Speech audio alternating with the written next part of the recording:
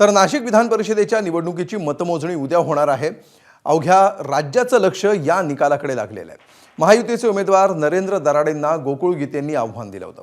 गोकुळ गीतेंनी माघार घेत असल्याचं जाहीर केलं असलं तरी मतपत्रिकेवर मात्र त्यांचं नाव कायम होतं।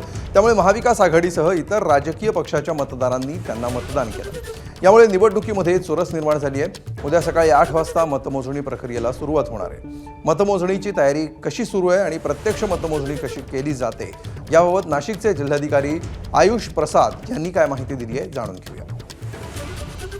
आपल्याबरोबर नाशिकचे जिल्हाधिकारी तथा निवडणूक निर्णय अधिकारी आयुष प्रसाद आहेत।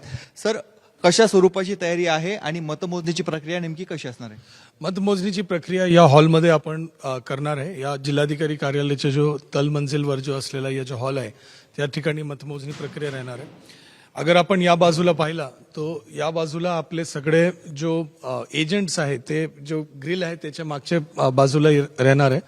प्रत्येक कॅन्डिडेटला एक एजंट, 4 टेबल असल्यामुळे 3 कॅन्डिडेट्स आहेत, 12 लोकांना त्या ठिकाणी त्यांना बसण्याची सुविधा या पद्धतीत करण्यात येणार आहे। प्रत्येक टेबलमध्ये एक सुपरवायझर आणि असिस्टंट राहणार आहे, त्यांच्यासोबत एक मायक्रो ऑब्झर्व्हर राहणार आहे। असं 4 टेबल आहे। आपल्याकडे 9 केंद्र आहे, तर एक टाइम मध्ये म्हणजे 4 प्लस 1 असं 3 राऊंड मध्ये जो आपलं जो मतदानाचे जो बॉक्सेस आहेत ते त्या ठिकाणी आपण ओपन करणार। ते पहिल्या स्टेपमध्ये ते होणार।